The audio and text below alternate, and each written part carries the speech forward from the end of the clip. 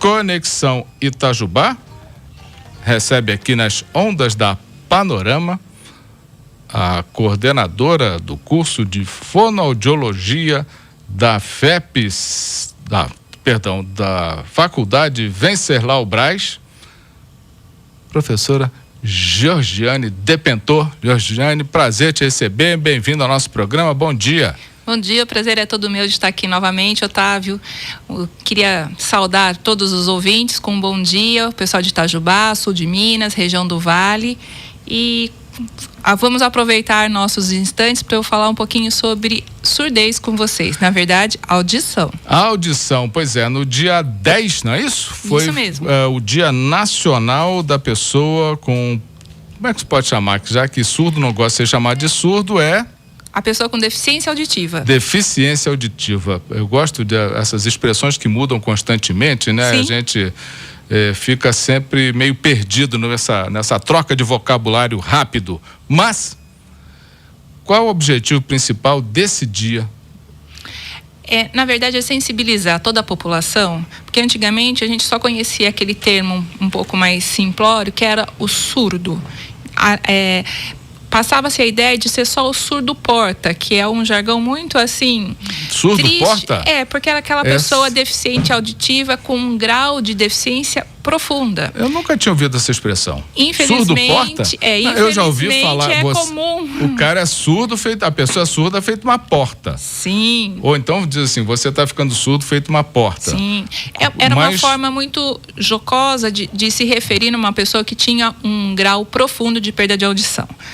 A deficiência auditiva, na verdade, ela pode acontecer em qualquer pessoa, desde o nascimento até na sua idade mais de melhor idade, digamos assim, até os idosos, e não necessariamente seja considerada a perda de audição profunda. Então, por isso que instituiu-se o dia de uma atenção melhor, uma atenção mais seleta à deficiência auditiva, para chamar a atenção não só dos casos mais profundos, mas também dos leves, dos moderados, dos casos mais severos. Esse é o Dia Nacional da Pessoa com Deficiência Auditiva. Sim. Existe o Dia Nacional da Prevenção à Surdez ou é tudo o mesmo dia? Seria mais ou menos o mesmo dia. Existem momentos onde o enfoque à audição vai acontecer em forma mais especializada para algumas faixas etárias. Então, o Dia do Idoso, você vai procurar atender as pessoas com 60 anos ou mais e mostrar para elas os cuidados que são necessários à audição nessa faixa etária. Temos a faixa, quando o bebê nasce, por exemplo, temos os cuidados, os primeiros cuidados, que são os testes de triagem. Não só o teste do pezinho que é feito, mas hoje é preconizado mundialmente o teste de audição, a triagem auditiva neonatal universal. Então, para cada fase, nós temos algumas baterias de teste, alguns objetivos específicos para atender essa população. Quais são as principais causas da perda auditiva? Olha, quando você nasce com a perda de audição, pode ser uma causa genética ou algum problema que a mãe teve, alguma virose. Por exemplo, a rubéola. A rubéola é a principal causadora de perda de audição intrauterina, ou seja, enquanto o bebê ainda está sendo gestado na barriga da mãe. Quer dizer, se a mãe pegar rubéola... Principalmente no primeiro grávida, trimestre, a chance desse bebê nascer com deficiência auditiva é altíssima. Uhum. Não é uma equação sine qua non, quer dizer, vai ter rubéola e vai ter deficiência auditiva, mas vai ser uma gestação considerada de alto risco e vai merecer um cuidado mais especializado e mais aprimorado, tanto da parturiente como do futuro bebê. E você disse que a surdez também pode ser genética, pode ser hereditária. Hereditária, pode ser adquirida, por exemplo, logo nos primeiros meses de vida. Um exemplo muito clássico é a meningite. Ou a criança que ao nascer teve qualquer tipo de intercorrência e acaba indo para a UTI, ficando muito tempo na UTI, ela tem uma chance maior de desenvolver um processo de deficiência auditiva. Um outro exemplo, quando a criança é prematura, então a tecnologia que nós já tínhamos falado antigamente, se por um lado ajuda muito, ela a sobrevida desses bebês prematuros acabaram sendo muito facilitada pelo avanço da tecnologia, tanto da identificação do bebê prematuro, do acolhimento e até mesmo do maquinário, do setor hospitalar como um todo. Mas existem estudos mundiais que mostram que esse bebê vai ter um risco maior de desenvolver algumas patologias, entre elas a deficiência auditiva. Ou seja, ele no tempo, com a idade, ele pode adquirir a deficiência.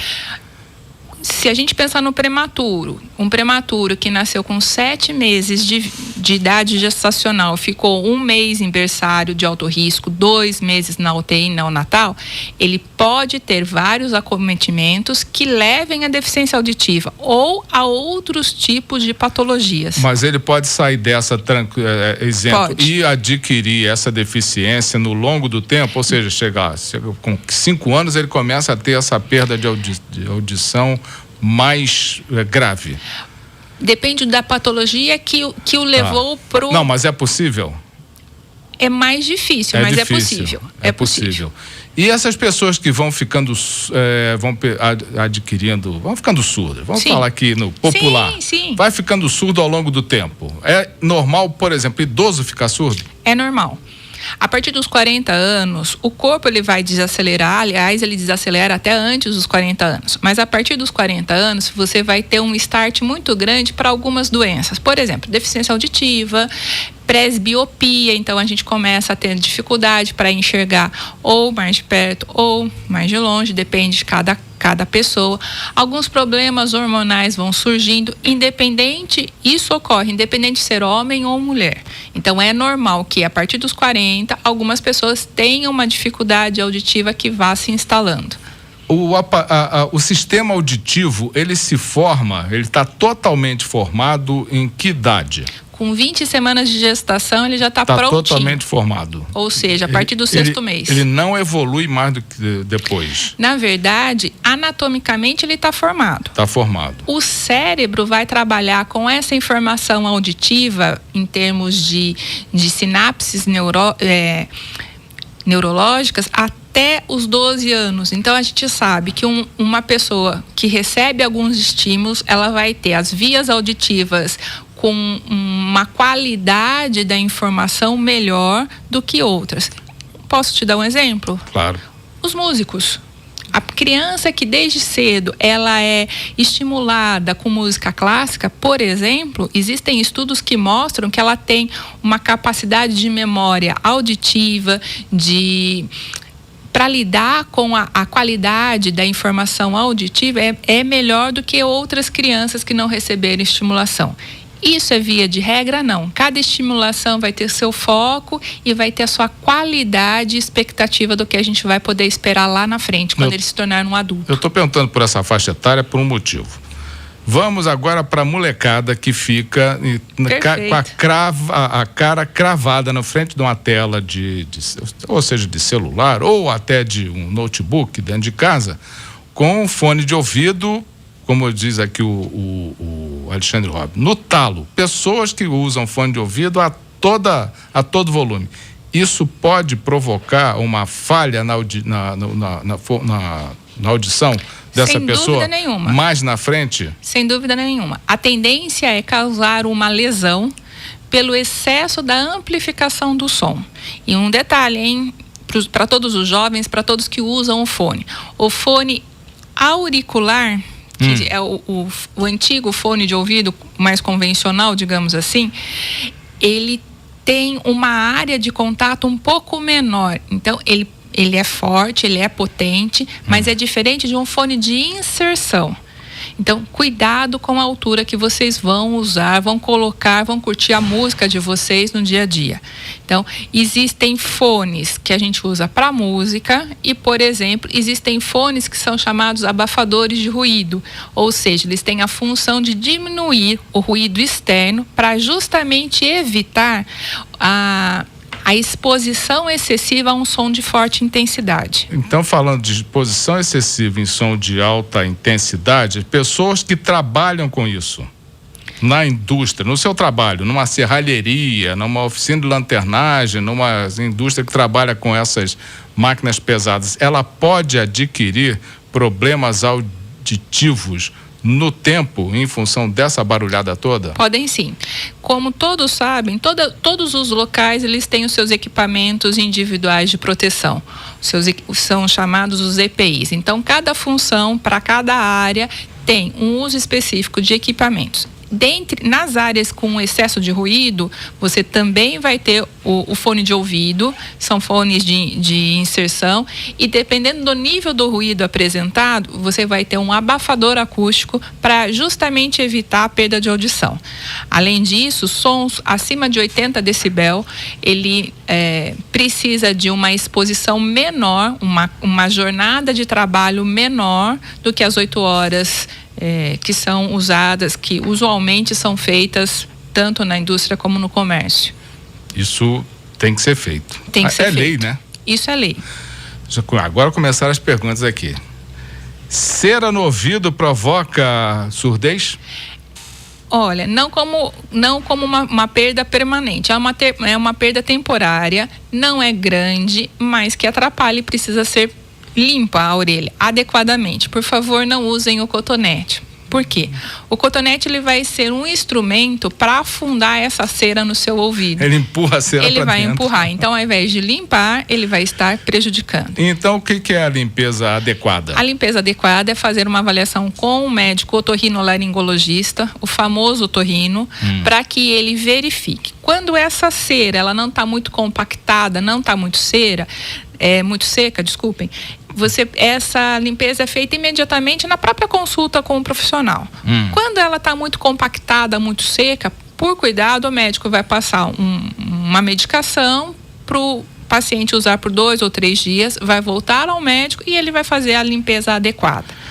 Posso fazer uma observação? Sim. Por favor, os mais velhos que às vezes têm esse costume, evitem inserir qualquer objeto no ouvido. Por exemplo, o grampo de cabelo, palito de fósforo, palito de dente. Então, o risco de causar uma perfuração auditiva e até mesmo ter como via de final de situação uma cirurgia acaba sendo muito grande. Então, evitem, por favor. Já continua aqui. O ouvido sangrando, o que pode ser?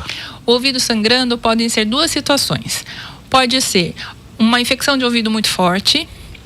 E segundo, pode ser um barotrauma ou um traumatismo craniano, pode, numa situação de um acidente automobilístico, a pessoa bate cabeça, ocorre a fratura de uma parte do ouvido e pode ter sangramento. Tá. Uma outra forma de sangramento, que é muito difícil, mas é o pessoal que faz ou mergulho ou faz salto de paraquedas, pode ter o trauma pelo excesso de pressão atmosférica. Mas aí é uma população bem menor, bem mais difícil. Bom, de qualquer forma, está com o ouvido sangrando, corre para o médico. Sem dúvida. Tem um barulho na cabeça, um tipo de chiado, e com isso o meu ouvido, com isso o ouvido esquerdo, eu ouço menos, eu sou idosa.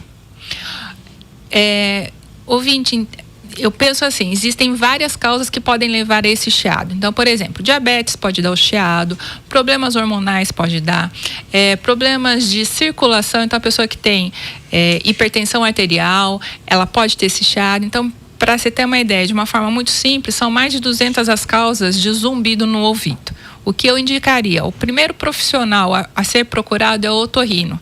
Ele que vai conduzir o caso de cada um e, se for necessário, pedir avaliações com o médico endocrinologista, um neurologista, porque, infelizmente, para cada tipo de zumbido, para cada histórico de paciente, a conduta vai ser muito particular. Maravilha. Georgiane, vai ter a abertura de turma para o curso que você coordena, que é... Olha, tudo isso que a gente falou aqui, gente, é fonoaudiologia. Sim, posso já fazer aquela... Pode ler a sua cola. Por favor. Não, a cola já está feita. Então, eu convido a todos que a partir do dia 14 de novembro, as inscrições para o curso de fonoaudiologia, as inscrições começam a ser feitas lá na faculdade Venceslau Braz. Para a enfermagem, as inscrições já estão abertas. Teremos o nosso vestibular dia 8 de dezembro e a primeira turma, se Deus quiser, irá iniciar dia 10 de março de 2025. Primeira Ou seja, turma de fonoaudiologia da história de Itajubá, hein? Sim, sim. Puxa vida, que legal. Então, como é que as pessoas podem ter mais informação?